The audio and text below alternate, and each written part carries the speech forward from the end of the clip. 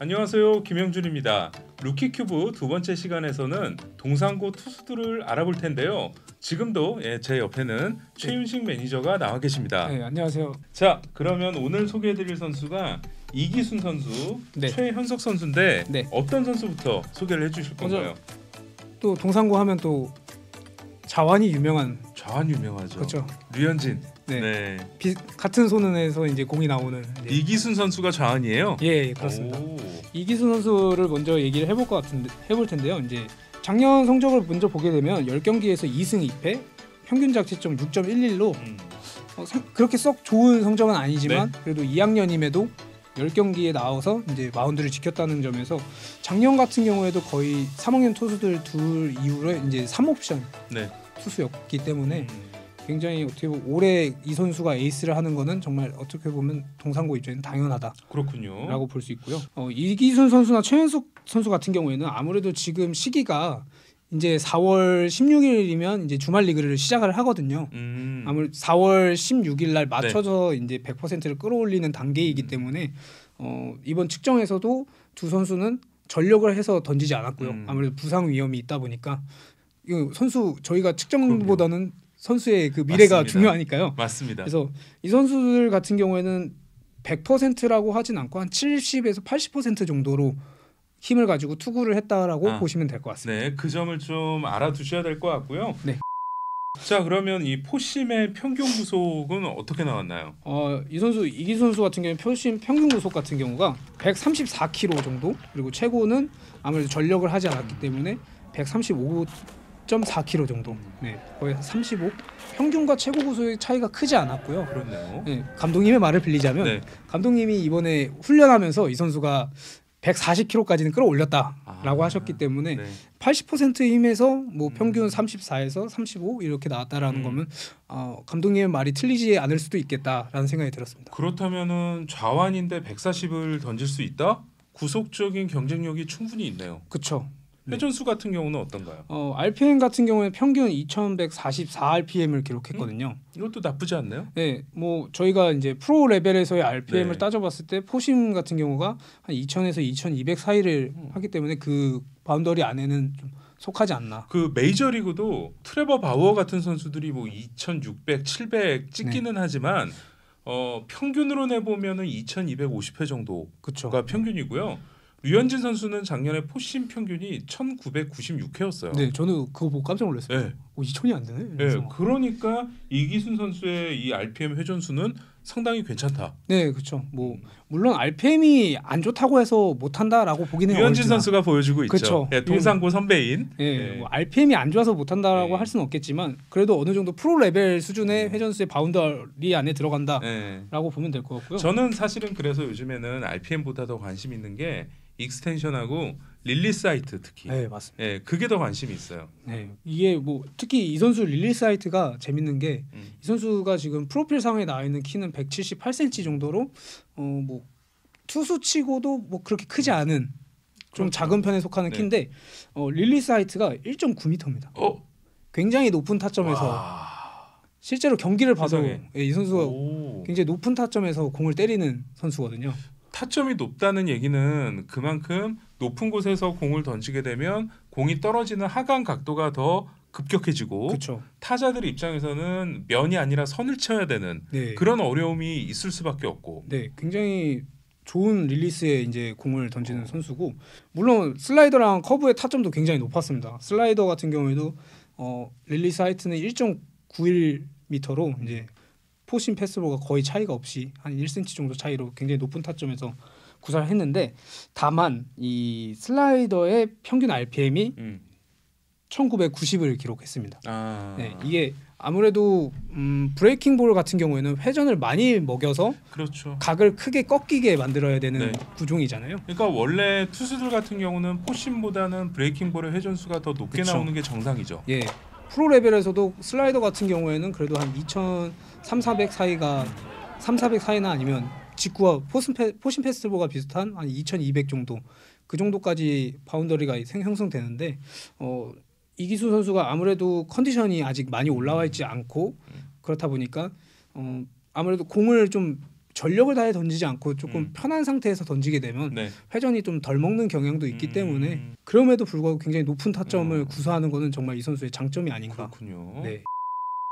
자 동산고의 좌완 에이스 이기순, 네. 그 다음에 우완 에이스이자 원투펀치의 이선발을 담당하는 우완 최연석 선수를 소개를 해주시죠. 네, 최연석 선수 같은 경우에는 감독님이 딱 얘기했습니다.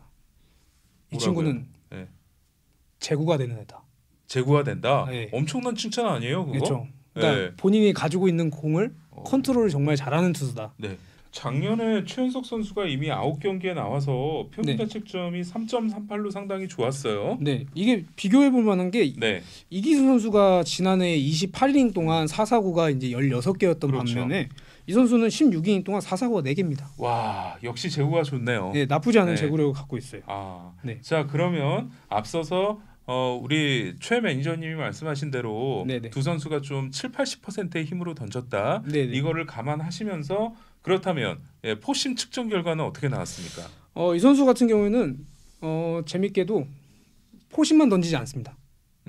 투심도 던집니다. 진짜요? 네. 투심도 던질 수 있어요? 이 선수는 포심하고 이제 투심을 보게 되면 평균 구속은 포심이 133km였고요. 최고는 134.3km, 그리고 투심 같은 경우는 평균 135km, 한 131km 정도의 구속을 기록했습니다. 이것도 충분히 뭐 평균 정도의 수준의 이제 100% 컨디션이 아니면도 평균 정도의 구속을 보였다는 거는 좀 그래도 장점으로 볼 수 있지 않을까라는 생각이 듭니다. 게다가 우완 투수인데 투심을 벌써부터 던질 수 있으면 또 투심하면 생각나는 선수가 소영준 선수잖아요. 그렇죠. 예. 네. 이 선수도 소영준 선수 같은 경우는 정말 프로에 와서 투심이 더 빛을 발하는 선수가 아닌가라는 생각이 있습니다. 자, 그러면 뭐 커브 슬라이더도 커브 같은 경우에도 커브는 이제 평균 115km. 앞서 이기순 선수보다는 약간 더 빠른 커브네요. 이기순 선수가 이제 평균 커브가 한 107km 정도 나왔거든요. 그거에 비하면 그래도 조금 빠른 평균 속도를 기록했고 슬라이더는 이제 평균 120.5km. 커브와 슬라이더의 평균 차가 그렇게 크지 않은 선수입니다. 구속 차가. 이게 어떤 선수들은 상당히 매력이더라고요. 커브 슬라이더가 구속이 비슷하게 들어오는데 궤적 차이가 확실히 나는 공이잖아요. 타자들한테 되게 큰 혼란을 주는. 그 위원님이 지난번에 한번 김광현 선수에 대해서 얘기를 하셨잖아요. 그렇죠. 커브와 그 느린 슬라이더의 그 구권 차이를 좁히면서 겹치면서 그걸로 재미를 봤다라는 얘기 많이 하셨는데 이 선수도 김영준의 야구 채널을 열심히 보시는군요. 저 매일 이제 한 번 영상 하나 올라오면 3회 정독하고 있습니다. 아이디 알려주세요. 제가 악플 단 거 없나 확인을 해봐야 될 것 같습니다. 저 확인하셔도 되는 게 너무 제 이름입니다. 예? 제 이름이 딱 나와 있어요. 진짜요? 최윤식이라고. 그 이기순 선수의 아쉬운 점은 슬라이더 같은 경우 회전수를 좀 더 높였으면 좋겠다. 네, 그렇죠. 그 말씀을 하신 거고, 그렇다면 최연석 선수는 좀 아쉬운 점이 뭔가요? 이 선수는 조금 빠른 볼의 계열과 그 변화구들끼리의 팔 높이 차이가 조금 갭 차이가 크게 난다는 릴리스 하이트 차이가 좀 있다. 뭐 포심 페스티벌이나 투심 같은 경우에는 1.85, 1.86으로 거의 동일하다고 보면 되고요. 그렇죠. 커브가 2.71m입니다. 17m입니다. 2.71이면 거의 3m죠. 2.17m, 거의 2.2m 정도 나오고요. 슬라이더는 1.95m가 나왔어요. 그래서 이게 아무래도 물론 변화구와 이 빠른 공의 릴리스 하이트는 좀 날 수밖에 없다라고 생각을 하는데 이게 각 변화구별로 이게 갭 차이가 크게 되면 아무래도 눈치가 빠른 타자들은 그렇죠. 그래서 보니까 지금 안 그래도 최윤식 매니저가 말씀을 잘해주셨는데 이기순 선수가 릴리스 하이트가 보니까 포심이 190, 그리고 슬라이더가 191입니다. 191, 커브가 203인 반면에 우리 최연석 선수 같은 경우는 포심이 185, 커브가 217, 슬라이더가 195. 확실히 두 선수를 비교하니까 차이가 있네요. 좀 최연석 선수가 편차가 조금 더 큰 편입니다. 이런 점들이 약간의 우려가 될 수도 있다라고만 봐주시면 좋을 것 같아요. 그렇군요.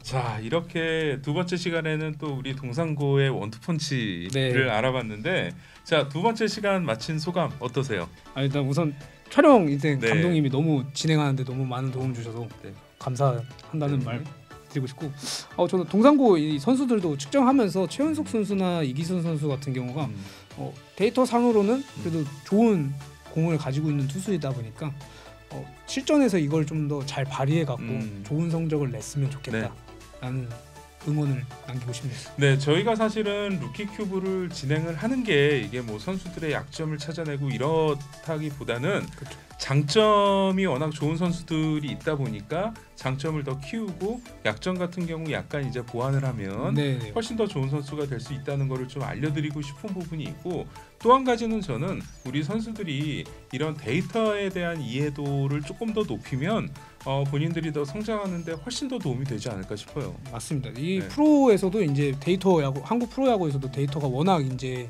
잘 저변화가 되고 있어서 아마추어 선수들이 이 점에 대해서 미리 알고 뭔가 알고 배운다고 하면 프로에 가서도 쉽게 적응할 수 있고요. 네. 저희가 이렇게 두 편에 걸쳐 동산고 편을 마무리하게 됐는데요. 또 어떤 학교를 소개할지 우리 최윤식 매니저가 고민을 많이 하게 될 텐데, 그 고민을 덜어드리고 싶은 분이 계시다면 저희에게 댓글을 통해서 이 학교를 좀 취재하고 분석을 해달라 이렇게 남겨주시면 정말 감사할 것 같습니다. 많은 댓글 부탁드리고요. 또 아니면 학교 코치님들이나 감독님들 댓글 남겨주시죠.